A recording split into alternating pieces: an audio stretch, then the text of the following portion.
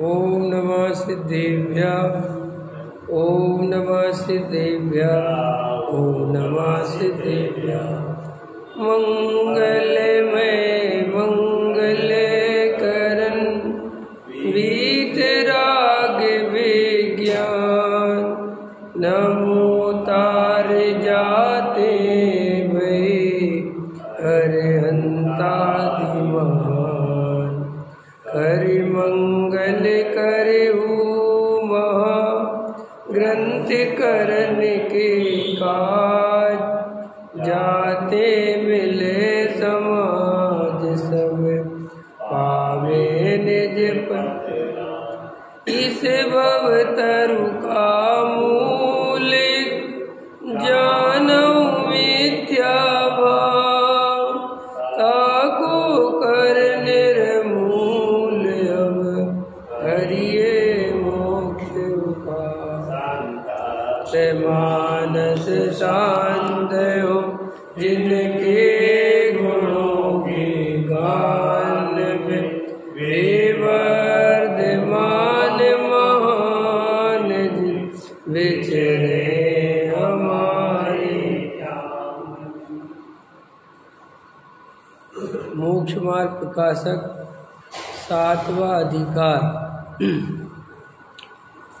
उभयाभासी मिथ्या दृष्टि पृष्ठ क्रमांक 255। देखो क्या कहते हैं। तो कैसे हैं वाय वृत्तादिक हैं वे तो शरीर आदि पर द्रव्य के आश्रित हैं, पर द्रव्य का आप करता है नहीं, इसलिए उसमें कर्तृत्व बुद्धि भी नहीं करना और ममत्व भी नहीं करना। तरदा वृत्तादिक में ग्रहण त्याग रूप अपना शुभोपयोग हो, वह अपने आश्रित है, उसका आप करता है, इसलिए उसमें कर्तृत्व बुद्धि भी मानना और ममत्व भी करना, परंतु उस शुभोपयोग को बंध का ही कारण जानना, मोक्ष का कारण नहीं जानना, क्योंकि बंध और मोक्ष के प्रतिपक्षीपना है। इसीलिए एक ही भाव पुण्यबंध का कारण भी हो और मोक्ष का भी कारण हो, ऐसा मानना भ्रम है। यहाँ तक अपन ने चर्चा की थी कि शरीर आदि की जो जड़ की क्रिया है उसका कर्ता तो जीव है ही नहीं, माने शरीर की क्रिया तो हम कर ही नहीं सकते, ख्याल में है ना। और जो अंदर भाव हैं वे भाव वास्तव में कर्ता उनका जीव है, जीव का उनसे संबंध है। जो भी हमें कर्मबंध होता है वो अपने अंदर होने वाले शुभ उपयोग अशुभ उपयोग से होता है, क्रिया से कोई बंध नहीं होता। और आप देखो अधिकतर अज्ञानी जीव क्रिया से ही बंध मोक्ष मानते हैं, ख्याल में है ना। उन्हें अपने भावों की तरफ ध्यान ही नहीं जाता, वह क्रिया पूरी होनी चाहिए, 66 आवश्यक रूप क्रिया होनी चाहिए।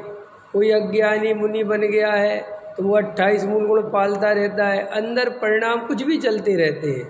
सो भैया जड़ की क्रिया से तो कोई संबंध है ही नहीं, न शुभ बंध का न अशुभ बंध का। असली बंध तो होता है वो अपने परिणामों से होता है, और परिणामों से भी ज़्यादा अभिप्राय से होता है। सो जब जिसको परिणामों की खबर नहीं है वो मेरा अभिप्राय क्या है वहाँ तक तो पहुँच ही नहीं पाता, पकड़ में आए कि नहीं आया। इसीलिए मिथ्यात्व का नाश करना जीव के लिए बहुत मुश्किल पड़ता है, क्योंकि मिथ्यात्व है तीसरी जगह। पहले नंबर पर तो है शरीर, दूसरे नंबर पर है शुभ अशुभ भाव, तीसरे नंबर पर है अभिप्राय माने वो मिथ्यात्व, तो चौथे नंबर पे है आत्मा। अब जबकि चौथे नंबर तक तो पहुंचेगा कब, जब वो पहले ही नंबर में अटका पड़ा हुआ है। हम सब दूसरे नंबर पे तक नहीं गए, अभी शुभ अशुभ भाव पे नहीं गए, अभी तो हम पहले ही नंबर पे अटके पड़े। पहला नंबर क्या है, ये शरीर मैं हूँ, ये शरीर मैं हूँ। अब जब ये शरीर मैं हूँ तो हमने पुण्य पाप भी शरीर से माना। नहीं समझ में आया? जब अपने को शरीर माना तो फिर शरीर की क्रिया से ही पुण्य पाप भी माना, क्योंकि हमारी भावों तक तो नजर है ही नहीं। तो जैसे हमने सामग्री चढ़ाई, पूजा करने आए तो प्रक्षाल किया, तो भगवान को यहाँ से सिंहासन से उठाया, थाली में रखा, जल अभिषेक हुआ, प्रक्षाल हुआ, पहुँचा, ऊपर रखा, ये तो प्योर जड़ की क्रिया है, इससे क्या लेना देना है कर्म बंध का। लेकिन अज्ञानी जीव इसी से सब कुछ मानता है। अगर उसे भगवान उठाने धरने मिल गए तो वो सोचता है बहुत बढ़िया रहा, और नहीं मिले तो सोचता है बेकार रहा। बराबर है कि नहीं? सामग्री चढ़ाता है तो क्रम से चढ़ाता है, तो सोचता है पूजा व्यवस्थित हो रही है, और अगर सामग्री चढ़ाना भूल जाए या सामग्री चढ़ाने नहीं मिले तो कहता है कि पूजा सही नहीं हुई। तो वो सारा ज्ञानी जीव जो है वो अपने को शरीर ही मानता है और शरीर की क्रिया से ही सब कुछ मानता है। बस खत्म बात, सीधा गणित है। शरीर की क्रिया से पूजा पाठ भक्ति दया दान हो गई तो धर्म हो गया, कर्म हो गया, स्वभाव हो गए, और ये नहीं हुए तो ये सब पाप हो गया। वो इतनी सी वो हिंसा झूठ चोरी कुशील भी शरीर से। लेकिन वास्तव में जैन धर्म का जो मूलभूत सिद्धांत है, जो वस्तु का स्वरूप है, वो तो ये है कि शरीर और आत्मा के बीच में किसी भी प्रकार का कोई संबंध है ही नहीं। आत्मा तो अपने भावों का करता है, उद्गल आदि भावों का करता तो है नहीं, ख्याल में है ना। और अपन तो शरीर आदि के आश्रित ही सब कुछ मानते हैं। मानते कि नहीं मानते वो देखो आप। हमें दिन भर में अपने परिणामों की तरफ कहाँ ध्यान जाता है? अरे हमारा परिणामों की तरफ ध्यान जाए तो क्रिया से एकत्व टूट जाए, लेकिन वो तो क्रिया ही से एकत्व बना रहता है। क्रिया होनी चाहिए, क्रिया होनी चाहिए, क्रिया होनी चाहिए। इसलिए टोडामल जी साहब कहते हैं कि सबसे पहले तो जो शरीर के वृत्तादिक क्रियाएं हैं वे तो प्योर पुद्गल की क्रिया है, जड़ की क्रिया है, उसका कर्ता मैं नहीं हूँ। पहले तो नंबर पर ये स्वीकार करो। अब ये स्वीकार करना हंसी खेल नहीं है। देखो, सारी कीमत अपनेपन की है। काय की कीमत है? हमारा अपनापन कहाँ है, किसकी कीमत है? आप किसकी महिमा करते हो, किसका अच्छा मानते हो, किसको बुरा मानते हो, उसकी कोई कीमत नहीं है। कीमत काय की है? अपनेपन की। आपको एक डॉक्टर साहब का उदाहरण याद होगा कि एक सेठ जी हैं और उनका एक लड़का है, और एक पड़ोसी है उसका भी एक लड़का है। सेठ जी के पास बहुत पैसा है, ठीक है कि नहीं? और जो पड़ोसी है वो बहुत गरीब है। लेकिन जो पड़ोसी का लड़का है वो बहुत बढ़िया लड़का है। समझ में आया? पढ़ने लिखने में होशियार है, सुबह समय पर उठता है, मंदिर जाता है, पाठशाला में जाता है, व्यवस्थित पढ़ता है, बहुत साफ सुथरा है, लड़ाई झगड़ा नहीं करता, गाली गलौच नहीं करता, सब काम व्यवस्थित करता है। और जो सेठ जी का लड़का है वो बिल्कुल नंबर 1 का नालायक है। स्कूल नहीं जाता, पढ़ाई नहीं करता, खेल कूद करता रहता है, चाहे जिससे लड़ता रहता है, गाली बकता है। समझ में आया? एक कंडीशन है। तो सेठ जी सुबह से उठकर जो पड़ोसी का लड़का है उसकी तो करते हैं प्रशंसा, उसकी बड़ी महिमा करते हैं। अरे देख नालायक, एक तू है और एक वो है, देख कितना बढ़िया लड़का है, कितना अच्छा है, देख उसका बाप तो कुछ करता नहीं फिर भी कितना वो समझदार है, कोई उसे समझाने वाला नहीं है। रोज उसके गीत गाता है और अपने लड़के को रोज गाली देता है। ठीक है कि नहीं? ऐसा है कि हाँ साहब। तो अब देखो आगे कहानी कहती है, एक दिन वो लड़का जिसके सेठ जी रोज गीत गाते हैं, जिसकी रोज तारीफ करते हैं, वो लड़का रो रहा है। और सेठ जी मंदिर से आए और देखा कि ये तो रो रहा है, तो उन्होंने बोला भैया क्या हुआ, राजू तू रोता क्यों है? बोले कुछ नहीं, मुझे स्कूल से भगा दिया। बोले स्कूल से भगा दिया, क्यों, क्या हुआ? तो बोले फीस भरने को पैसे नहीं देते पापा जी, और न बैग दिलाया न ड्रेस दिलाई, और रोज रोज कहते कहते 1 महीना बीत गया, कल दिलाऊंगा इसलिए भगा दिया। ख्याल में है। तो सेठ जी ने कहा अरे रोता क्यों है? वो जो मेरा पप्पू है ना, वो रोज आए दिन हर महीने ड्रेस बदलता है, आए दिन किताबें फाड़ता है, कई जोड़ी उसकी किताबें पड़ी हुई है, कई जोड़ी ड्रेस पड़ी हुई है, जूते पड़े हुए, जा उसमें से एक ले ले। ख्याल में आया कि नहीं आया? तो सेठ जी ने उसे पुरानी कोई ड्रेस, पुरानी किताबें और एक फटे जूते दे दिए। ठीक है, किसको दे दिए? हैं? पड़ोसी के लड़के को।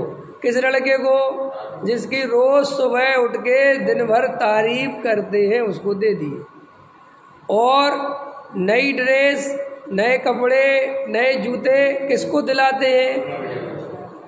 जिसकी रोज बुराई करते हैं, जिसे कहते बिल्कुल नालायक है नंबर 1 का। बराबर है कि नहीं?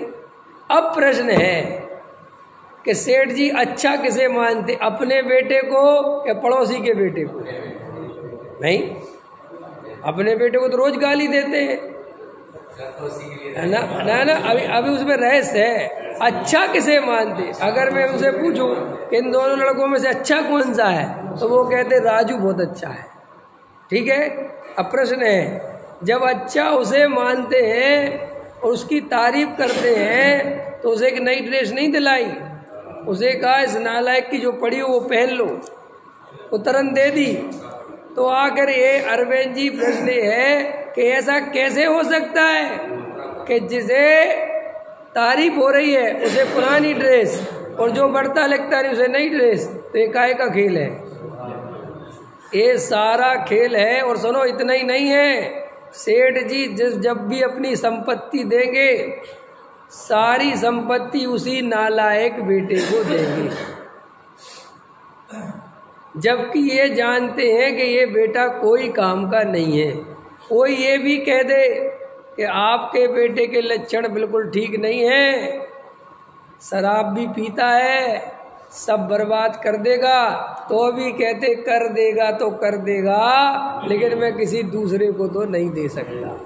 इस हिंदुस्तान में नहीं, पूरी दुनिया में कितने माँ बाप हैं जिनके बच्चे कोई काम के नहीं हैं, बुद्धि से कमजोर हैं या सप्त व्यसनी हैं, उनको सारी संपत्ति वो माँ बाप दे के जाते हैं। बोलो है कि नहीं है? लेकिन जिस पड़ोसी के बेटे की तारीफ कर रहे हैं, ख्याल में आया कि नहीं आया, जिसके गीत गा रहे हैं, इतना लायक है, उसे 1000 रुपए की ड्रेस भी नहीं दिला सकते, और अपने नालायक बेटे को करोड़ों की संपत्ति दे देंगे। ये उदाहरण समझ में आ गया? अब सुनो, तो ऐसा क्यों हुआ? तो कहते हैं कि कीमत अच्छे और बुरे की नहीं है, कीमत अपनेपन की है। काय की कीमत है? सेठ जी का अपनापन, एकत्व किसमें है? एकत्व अपनी औलाद में है, अपने लड़के में है। तो लड़का कितना ही नालायक हो, सब कुछ समर्पण उसी के लिए होगा। माने समर्पण अच्छे बुरे से नहीं होता, समर्पण होता है अपनेपन से। बराबर हो गई इतनी बात? ऐसे ही हम आत्मा के कितने ही गीत गाएं, कितने ही बढ़िया से बढ़िया गीत गाएं, आत्मा अनंत गुणों का पिंड है, आत्मा शुद्ध है, बुद्ध है, केवल ज्ञान स्वरूप है, अनादि है, अनंत है, नित्य है, शुद्ध है। समझ में आया? ज्ञान का घन पिंड है, अमृत का प्याला है। कुछ भी गाओ, कितने ही गीत गाओ, ख्याल में आया कि नहीं आया? लेकिन इतने गीत गाने पर भी अपनापन शरीर में है। समझ में आया? तो गीत आत्मा के गाते हैं उस सेठ जी की तरह, काम शरीर का करते हैं, और सारा समर्पण शरीर के लिए है। कैसे? देखो और सुनो, कहानी आगे बढ़ाए। कोई आदमी अगर मंदिर जाए और खूब बढ़िया आत्मा के गीत गाए, खूब सुने, और कुछ बात से बढ़िया बात हो, और कोई कहे कि एक मंदिर का काम है, लाओ 5 लाख रुपए दो, ख्याल में आया कि नहीं आया? तो उसके 5 लाख रुपए है नहीं, समझ लो गुंजाइश। तो क्या कहता है कि अभी नहीं है, बाद में विचार करेंगे, देखेंगे, सोचेंगे, लड़कों से पूछेंगे, बताएंगे, करेंगे, देखेंगे। बराबर है कि नहीं? और वही आदमी को कैंसर हो जाए और डॉक्टर के पास जाए और डॉक्टर का ऑपरेशन सेठ जी अभी होगा और 5 लाख रुपए लगेंगे, और अगर देर हुई 15 दिन की दूर बचना मुश्किल है, समझना ध्यान से। तो वहाँ सेठ जी क्या कहते हैं, लिखो डेट, लिखो फाइनल, कल ही ऑपरेशन करवाऊंगा। कह रहे पहले लड़कों से तो पूछ लो कि उनके बाप का है क्या है, बोलेगा कि नहीं? और लिखो आप, अरे पहले देख तो लो। लिख लिया कि घर गया, बेटों से कहा ऐसी ऐसी बात है, मुझे बीमारी है, कल ऑपरेशन होगा, 5 लाख रुपए लगेंगे। कह रहे बाबूजी अभी तो सीजन का टाइम है, कि चूल्हे में गया सीजन, नहीं समझे, मरने की आ गई, तू कह रहा सीजन। तो देखो जब देह पे आ बनती है तो किसी की नहीं सुनता, ना लड़के की सुनता है, ना पत्नी की सुनता है, ना माँ बाप की सुनता है, ना समाज की सुनता है, सिर्फ अपनी सुनता है कि मुझे बचना है, और डॉक्टर की सुनता है। लेकिन आत्मा की बात आती है तो 1000 बहाने खोजता है। अभी मैं घर में फंसा हूँ, अभी मैं स्वाध्याय में कैसे आ सकता हूँ, अभी तो मेरे बहुत काम पड़े हुए हैं, 10 साल बाद आऊँगा, 5 साल बाद लड़के की शादी कर दूँ, फिर बैठूँगा। और मंदिर में दान करने की बात आए तो कहता अभी मेरे पास है नहीं। तो ये सब क्या, और सबसे ज़्यादा तारीफ किसकी करता है?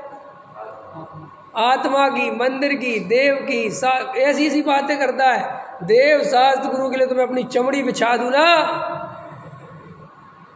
तो कम है, देव शास्त्र के लिए प्राण निछावर, अरे प्राण 2 लाख रुपए निछावर करने की बात आ जाए तो 1000 दफे सोचता है।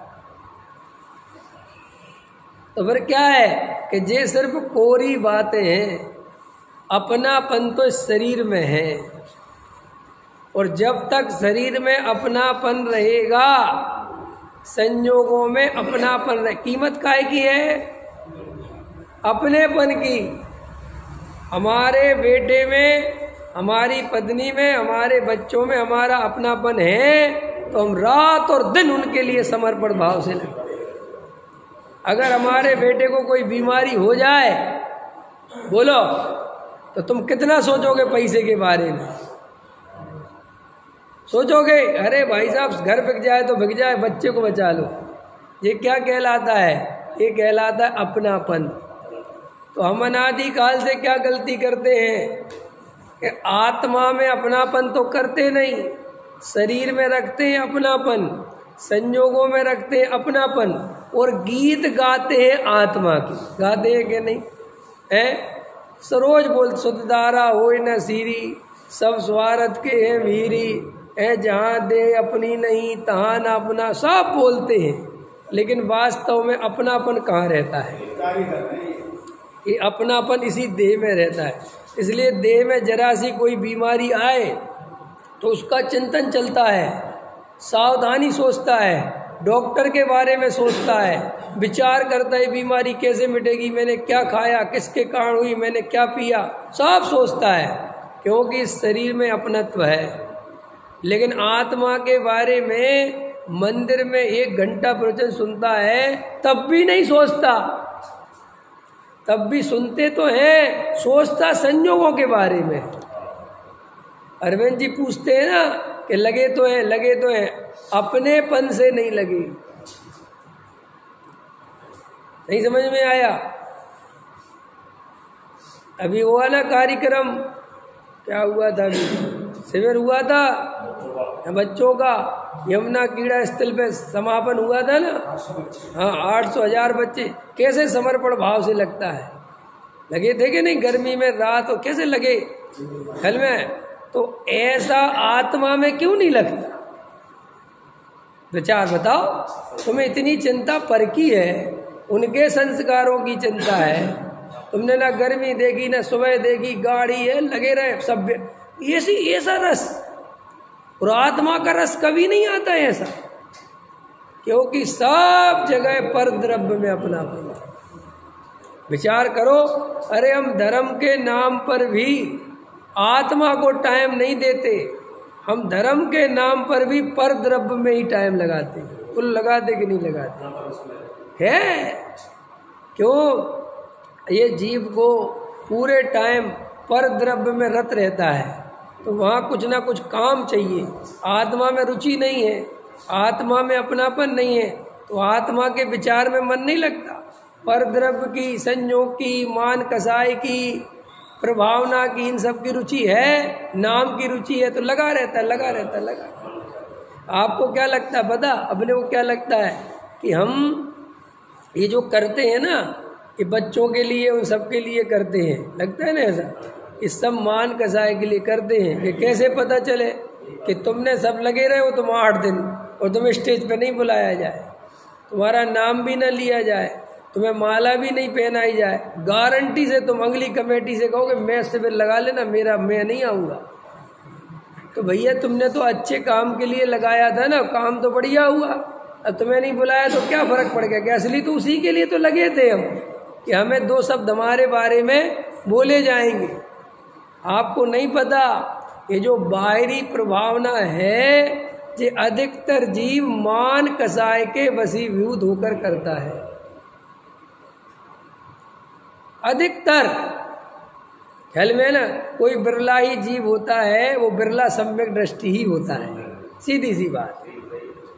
मिथ्या दृष्टि जब भी जो करेगा वो कसाय के वशीभूत होकर ही करेगा, क्योंकि सम्यक दर्शन तो उसे है नहीं।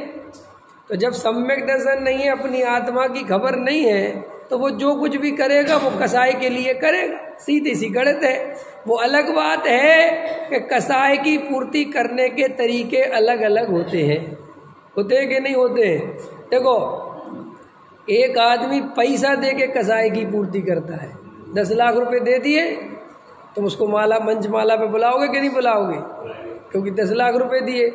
एक पंडित विद्वान पढ़ा के कसाई की पूर्ति करता है, वो 10 लाख नहीं देता, लेकिन पढ़ाओगे तो अभी उसको कहाँ बुलाओगे? सम्मान बुलाओगे कि नहीं? अब तीसरा आदमी बोलेगा पैसा भी नहीं है और पढ़ा भी नहीं सकता, तो वो काम करता है, समझ में आया? तो वो काम के बदले थोड़ा मान दो, थोड़ा सम्मान दो। तो हर आदमी देखा जाए तो मूल में जाके कसाई की पूर्ति ही करता है। वो चाहे ऊपर से भले ही कहे मैं धर्म धर्म धर्म, अरे धर्म तो तुझे पता ही नहीं है, क्योंकि धर्म तो आत्मा से होता है और आत्मा की तरफ तो ध्यान ही नहीं है। पर ऐसी बात भी नहीं है कि ये बात तुमने नहीं सुनी, 1000 दफे सुनी है ना कि आत्मा में धर्म है, बाहर पर द्रव्य में कोई धर्म नहीं। तो देखो, श्री गुरु समझाते हैं कि तुम पर द्रव्य की तारीफ करते हो, लेकिन अपनापन तो केवल अपने शरीर में ही है। आत्मा की प्रशंसा करते हो, पूजा करते हो, भक्ति करते हो, सब कुछ करते हो, लेकिन ये सब बाहर में कहने के लिए परंपरा से करते हैं, पुण्य पाप के चक्कर में करते हैं, लेकिन सही अपनापन तो शरीर में है। जब शरीर में अपनापन है तो सारा काम शरीर से ही करना चाहते। धर्म भी काहे से करना चाहते? शरीर, इसलिए कभी उपवास करेगा, बाहर की क्रिया में थोड़ा त्याग व्रत कर देगा, तो अंदर ही अंदर प्रसन्न होता रहता है कि देखो मैंने कितना त्याग कर दिया, मैंने कितना छोड़ दिया। या पैसा दान करता है तो प्रसन्न होता है, देखो मैं कितना पैसा देता हूँ मेरे को, लेकिन अंदर भूल जाता है कि ये सब कसाय भाव ही है। देखो, ये धर्म इतना सरल नहीं है, ये धर्म की बातें सुनना बहुत सरल है, आत्मा के गीत गाना बहुत सरल है, लेकिन अपनी आत्मा में अपनापन करना बहुत कठिन है, क्योंकि अनादि काल से इस शरीर में ही अपनापन है। इसलिए बहुत सारे लोग नियम सार पढ़ पढ़ के आत्मा के गीत गाते हैं। कोई प्रवचन सार पढ़ के, ओ नियम सार में जितनी गहरी बात आई है ना साहब, ऐसी परम पारिणामिक भाव की चर्चा, ऐसा ऐसा ऐसा करते रहते हैं। श्री गुरु कहते हैं ये देख लेना, चेक कर लेना कि कहीं आत्मा के कोरे गीत ही तो नहीं गा रहा है, कहीं सूक्ष्म चर्चा के नाम पे खुशी तो नहीं हो रहा है और समर्पण हो शरीर के लिए। कि हमें कैसे पता चले कि शरीर की जरा सी प्रतिकूलता नहीं सहे, जरा सी प्रतिकूलता आ जाए तो आत्मा भूल जाए, जरा सा पंखा नहीं चले और शुद्ध बुद्ध भूल जाए, नियम सार में मन ही नहीं लगे, तो भाई साहब ऐसे कैसे अपनापन है तुम्हारा आत्मा में? कैसे कैसे गीत गाते हो आत्मा के? ऐसे नहीं चल पाएगा कि बढ़िया एसी चल रहा है, बढ़िया अनुकूलता बना रखी है नंबर 1 की, नहीं समझ में आए? नंबर 1 की समझ गए, और एकदम बढ़िया फर्स्ट क्लास A1 क्वालिटी के भोजन वगैरह नौकर चाकर सब व्यवस्था है। सुनाओ नियम सार की चर्चा, ख्याल में वो सूक्ष्म चर्चा चल रही है, परम पारणा में भावा ओ, और आधा घंटा वो करता है और इतने में जरा सा कोई प्रतिकूल उदय आ जाए तो घबरा जाता है, तो हाथ पे ढीले पड़ जाते हैं, सब भूल जाता है। तो भैया इसका मतलब ये है कि तेरा अपनापन सारा शरीर संयोग में है। जरा सा पुत्र की प्रतिकूलता नहीं सह पाए, जरा सा पुत्र आदि के वियोग नहीं सह पाए, और तू कहता है कि मुझे आत्मा से प्रेम है।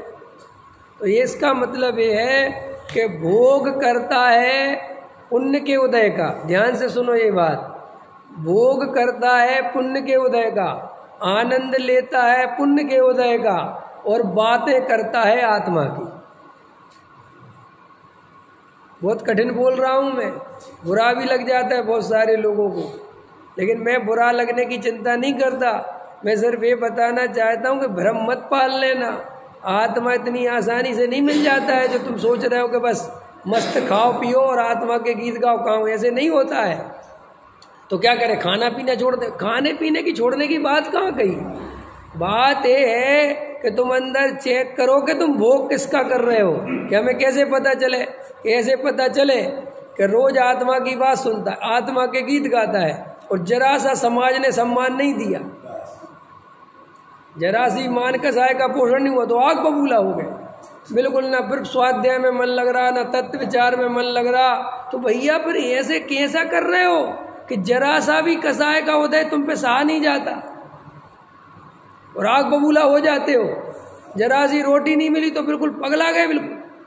ये भैया ये क्या चल रहा है? या पैसे में जरा डिस्टरबेंस हो गया, 2 लाख रुपए की जगह 1 लाख रुपए आ गए, अरे साहब मैं तो लुट गया, मैं तो बर्बाद हो गया, पैसा की कमी। क्या कर रहे हो? नहीं समझ में आया?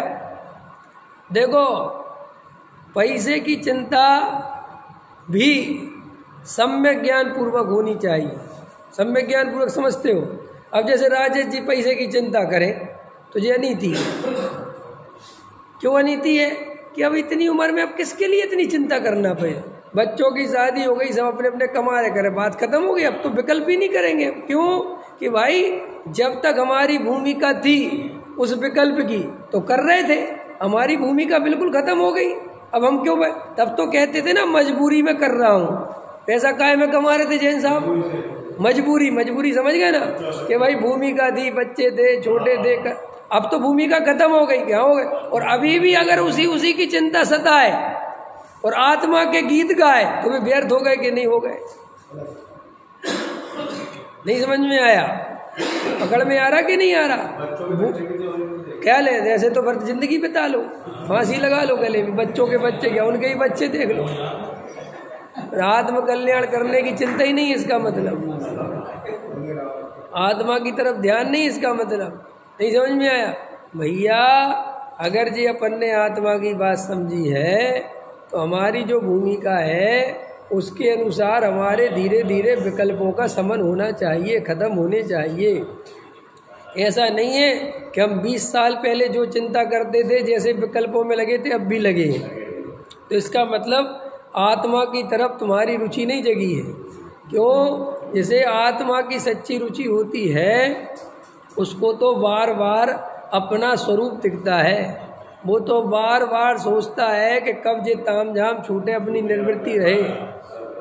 निर्वृत्ति का मतलब दिखावा नहीं, कोई ब्रह्मचारी नहीं, कोई आश्रम में रहने की बात नहीं है। अंदर ये भाव रहता है कि ये सब बाहर की व्यवस्थाएं टूटे तो ज़्यादा से ज़्यादा आराधना हो सके दिन में 4 दफ़े स्वाध्याय हो सके। ख्याल में आएगी नहीं आया।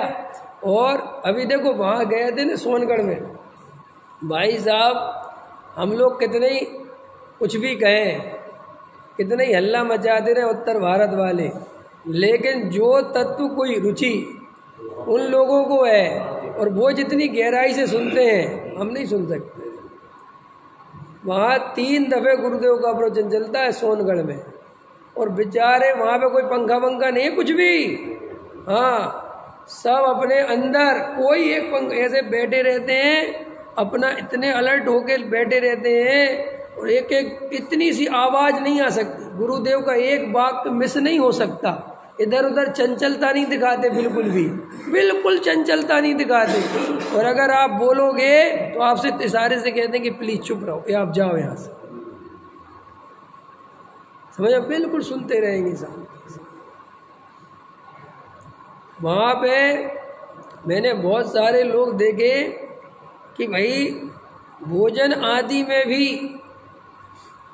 बिल्कुल जैसे वहाँ पे वो बनाते ना भोजनालय, तो क्या करते कई लोग देखे मैंने, चुपचाप एक दाल और रोटी, दाल उनसे कहो कि बाकी के सामान तो उनने बना रखा है कि चुप रहते हो, बोलते नहीं। तो मैंने पूछा कि क्या बात है आपने, तो बोले जो चीज़ प्रिय है वो ही छोड़ते हैं, ऐसे कोई नियम नहीं, लेकिन जो चीज़ यहाँ आए और देखा कि जी आज अपना प्रिय बना है और उस पर गया मन, वही छोड़ते हैं, वो चुपचाप खा लेते हैं और बोलते अपना खड्डा भरते उछालते हैं।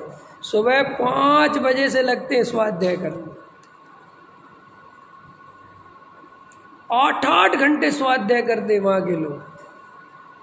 वे चुपचाप रहते हैं, कौन सी उसमें से निकलते हैं, गुफा में से कब घुस जाते हैं, वे सीधे दिखते वहीं हैं बस। हाँ, गुरुदेव के उधर में बस वे चुपचाप चले जाते, कोई मतलब नहीं। अब ऐसे चुपचाप आराधक जब रहते हैं, ऐसे जीव आत्म कल्याण की ओर बढ़ते हैं, ऐसे जीवों को सम्मेलन की प्राप्ति होती है। ये जो अपन धर्म के नाम पर टाइम पास करते रहते हैं और अंदर आत्मा के प्रति कोई समर्पण भाव नहीं, खूब जम से मायाचारी, खूब जम से मान कसाय का पोषण, खूब जब जरा से 2-4 क्रिया कांड ले लिए, बस उसी में चलते रहते कि पता नहीं कितना बड़ा त्याग कर दिया, ख्याल में है ना, बस और कुछ नहीं है। अंदर वास्तव में त्रिकाली ध्रुव भगवान आत्मा की सच्ची रुचि नहीं जगती, इसीलिए सम्यक दर्शन की प्राप्ति नहीं होती। इसलिए बाहर में ही धर्म के नाम पर बहुत उद्यम मचाते हैं, अंदर में कुछ नहीं है। कसाय की पूर्ति होने लगे तो एक्टिव हो जाता है, कसाय की पूर्ति नहीं हो तो अनएक्टिव हो जाता है। नहीं समझ में आया, नहीं पकड़ में आया। 4 लोग पूछने लगे तो चलो जी हम तो बिल्कुल करेंगे, चलो चलो, और 4 लोगों ने पूछना बंद कर दिया, अरे कुछ नहीं रखा जी, अपना धर्म करो जी। अरे भैया ये भाव चला जाएगा ये मायाचारी करते करते, और समझ नहीं पाओगे जीवन भर के मैं कर क्या रहा हूँ। हाँ अच्छा, नहीं बचा है अभी, अगर अभी भी जागो, अभी भी विचार करो तो 2 मिनट में सम्यक दर्शन हो सकता है। लेकिन ईमानदारी चाहिए, छोड़ना पड़ेगा, सब अंदर ईमानदारी बनानी पड़ेगी, भाव निर्णय करना पड़ेगा कि नहीं साहब अपन को गलती नहीं करनी। अनंत भाव बीत गई गलती करते करते, बहुत मुश्किल पड़ती है भैया। अभी आप ऐसे कम देखो, अभी तो अपन हंस के टाइम पास करके बातें निकाल रहे हैं, जब त्रियंच गति में पड़े रहेंगे ना, कितने उदाहरण मिलते कहानियों में कि बंदर था, पहले सेठ था, मायाचारी करता था, छल कपट करता था, मर के बंदर हो गया। फिर एक डाल पे बैठा है, एक मुनिराज के आहार हो रहे हैं, तो विचार कर रहा है कि मैंने ऐसे क्या पाप करे तो जाति स्मरण होता है, अरे रे मैं पिछले जन्म में सेठ था, मैं मायाचारी करा तो बंदर बन गया। ख्याल में तो जीव को खबर नहीं है। अभी अपन जैसे हंस के समय निकाल रहे हैं मजाक बना बना के, जो कितना भारी पड़ने वाला है इसकी कोई खबर नहीं अपन को। अरे तत्व को इतनी गंभीरता से सुनो, जैसे डॉक्टर की बात कितनी गंभीरता से सुनता है। अच्छा चलो, सर्दी जुकाम खांसी की बीमारी हो तो भले ही डॉक्टर की बात ढंग से नहीं सुने उदाहरण के लिए, लेकिन कैंसर हो तो कैंसर तो कैसे सुनोगे डॉक्टर की बात? इधर उधर बातें करोगे, दुकान के बारे में सोचोगे जब डॉक्टर बोल रहा होगा। हमें प्रवचन में दुकान याद आती है, डॉक्टर के पास दुकान याद नहीं आती, क्यों? सरल है ना ये बात। तुम्हें मंदिर में सब विकल्प आते हैं, पूजा में पता नहीं कहाँ कहाँ के विकल्प आते हैं ना। पैसा गिनते समय कहीं के विकल्प नहीं आते। इससे पता चलता है ना कि अपना अपन काय में, देवशास्त्र गुरु में है कि पैसे में है। लो परीक्षा हो गई, 1 मिनट में परीक्षा हो गई कि नहीं हो गई, कि हमारा पूजा आधे घंटे की है और उसमें पूरे टाइम कभी दुकान की याद, कभी पड़ोसी की याद, कभी इसने सामग्री ढंग से नहीं चढ़ाई, अब कौन आ गया, अब कौन चला गया, पूरे टाइम हमारा मन डोलता है। अरे बोलो, डोलता है। प्रवचन में अरे यार 10 मिनट लेट हो गया, दुकान के लिए लेट हो रहे हैं, एक का प्रवचन खत्म होगा, अथवा यार वो माल पड़ा हुआ है, अथवा ये कौन क्या कर रहा है, ये चलता है। लेकिन आपसे प्रश्न है, जब आप पैसा गिनते हो, और जैसे आपको किसी ने 10 लाख रुपए, 5 लाख रुपए, 2 लाख रुपए दिए पेमेंट, और जब गिनते हो तो किसका ध्यान आता है? कहीं बच्चे दिखाई देते हैं, कोई मकान, कोई दुकान, कोई घर, कुछ नहीं। तो इतना उपयोग वहाँ केंद्रित कैसे हो गया भाई? तुम कहते हमारा उपयोग नहीं लगता, हमारा उपयोग नहीं लगता, तो ये उपयोग पैसे में कैसे लग गया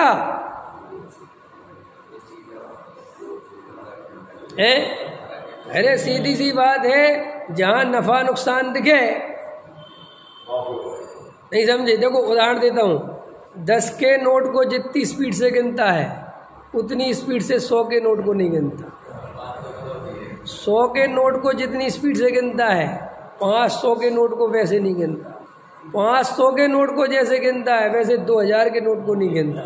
तो जितना जितना वजन बढ़ता है, वजन माने ये बात बढ़ती है कि अगर एक नोट मिस हुआ तो 2000 का नुकसान है ना।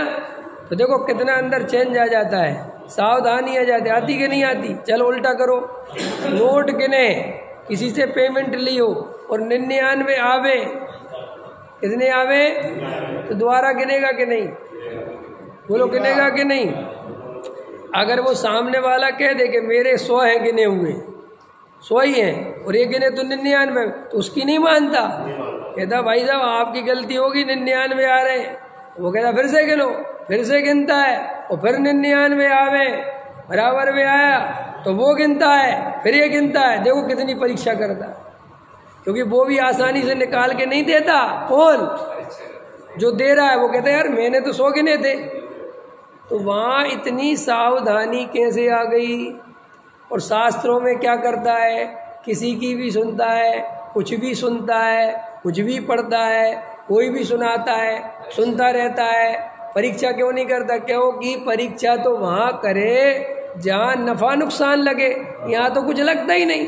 यहाँ तो सोचता है कि सुनना है। क्या सोचता है? कोई भी सुना दो, मुझे तो पुण्य बन रहा होगा, बस। पकड़ में आया कि नहीं आया? तो जैसे नफा नुकसान लगे वहाँ उपयोग सूक्ष्म हो जाता है।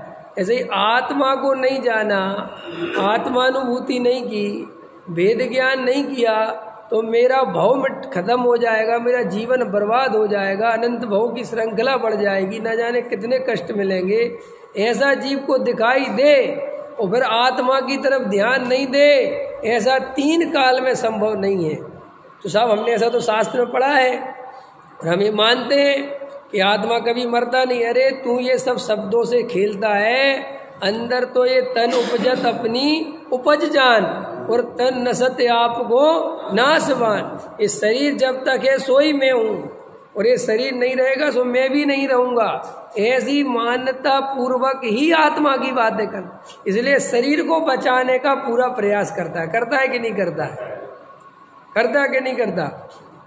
कितनी पैथी चल रही दुनिया में, एलोपैथी और होम्योपैथी और आयुर्वेदिक और नेचुरल पैथी और जैन पैथी ले आए। अब जैन पैथी आ गई, सब आ गए ना। और सबको अगर कोई देखो, कोई कहे कि नई पैथी आई है तो तुरंत पढ़ता है, तुरंत समझता है। और कोई कह दे कि इससे शरीर को बहुत फायदा है तो ध्यान देता है। करता है कि नहीं करता है? क्यों करता है? क्योंकि ये शरीर के रहने से ही मैं रहूँगा, ये शरीर के रहने से ही मैं रहूँ। चलो और समझो, देखो दर्पण है ना, दर्पण, ये मैंने सोनगढ़ में विचार कर रहा था। दर्पण है ना, दर्पण, तो क्या है कि सोनगढ़ में ना क्या हुआ था, कहीं था, मैं ध्यान नहीं आ रहा, दर्पण नहीं था तो कंघी करनी थी, कंघी कर ली, ठीक है, कर ली। तो पत्नी से पूछा कि ठीक हो गई? हाँ ठीक हो गई। तो भी मन नहीं मानता, मानता है मन कि हाँ दर्पण मिल जाता, कि बोल तो दिया ना ठीक है। अच्छा चलो मैं आपसे कहता हूँ तुम्हारा दर्पण तुमसे हटा दिया जाए और तुमसे रोज कह दें कि तुम बढ़िया हो, तो भी तुम्हें दर्पण देखे बिना चैन नहीं पड़ेगी। हम समझे देखो, और वो तो इसलिए चैन पड़ भी जाए कि एक दो बार अपना 50,000 दफे चेहरा देख लिया, तो चलो देख लिया तो पता है कि चेहरा कैसा है। मान के चलो तुम्हें चेहरा देखने ही नहीं मिला हो, सोचो ये दर्पण होता ही नहीं। दर्पण अगर होता ही नहीं, ये फोटोग्राफी होती ही नहीं, तो तुम दूसरे को तो देख सकते थे लेकिन अपने को नहीं देख सकते। तो सही बात बताओ, आप रात दिन कितना प्रयास करते कि यार मुझे मेरा चेहरा तो देखने मिल जाए, मैं हूं कैसा। श्री गुरु कहते हैं इस देह को देखने के लिए इतना सोचता है और आत्मा को आज तक नहीं देखा जो तू है। अपन आत्मा है कि शरीर? आत्मा। और दर्पण में कौन सा चेहरा दिखता है, आत्मा का कि शरीर का? तो भी उसको देखता है और उसमें देख दूसरे की बात पे विश्वास नहीं करता। दूसरा कहते हैं बढ़िया लग रहा है तो मानता नहीं है, कहता भाई मुझे देखने तो दो कैसा बढ़िया लग रहा हूँ। लेकिन आत्मा की बात दूसरों की विश्वास कर लेता। तुम आत्मा हो, कहता ठीक है हूँ, है कि नहीं? शास्त्रों में से पढ़ पढ़ के हाँ मैं आत्मा हूँ, लेकिन अंदर ऐसा भाव नहीं आता कि शास्त्र में जो आत्मा की बात है, जो आचार्य कुंद कुंद देव से लेके इतने गुरुओं ने बताई है, मैं उस आत्मा को देखूं तो अनुभव तो करूं कि मैं आत्मा कैसा हूं।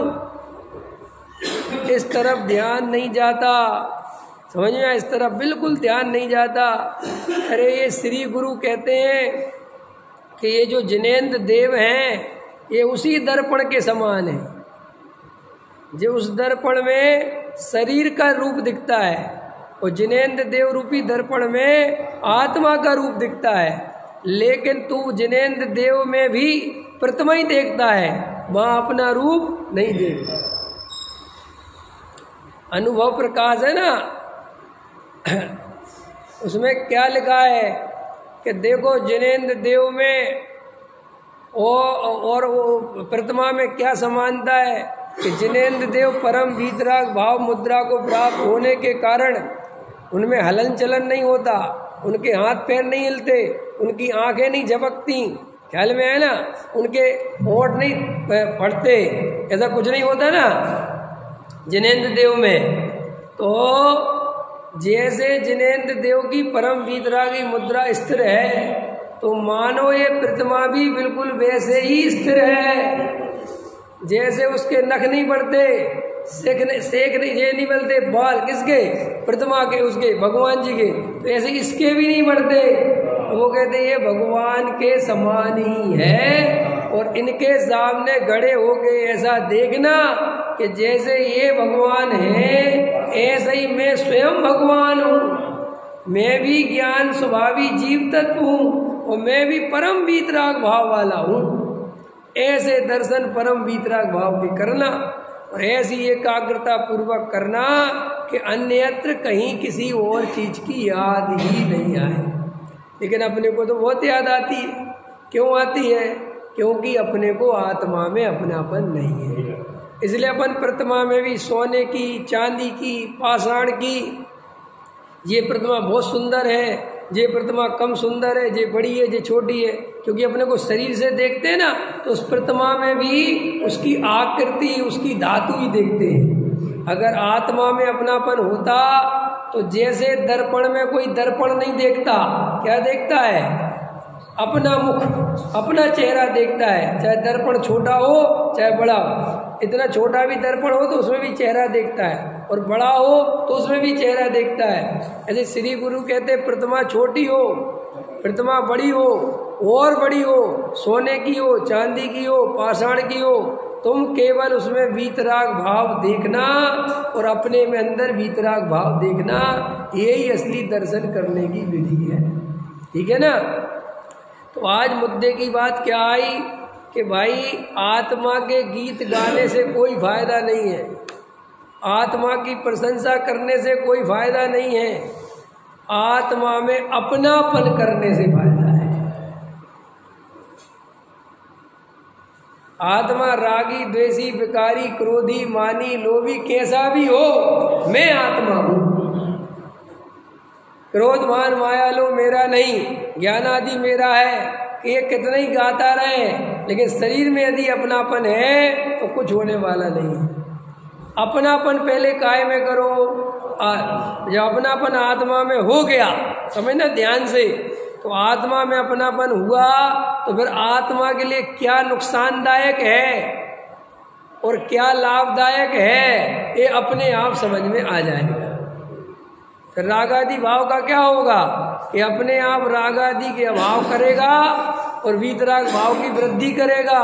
ऐसा ही वस्तु का स्वरूप है। जब अपन को शरीर में अपनापन है तो शरीर में अपनापन होते ही कोई कह दे कि ये मत खाना, इसको खाने से शरीर को रोग हो जाएगा, तो देखो खाता नहीं ना, छोड़ता है ना।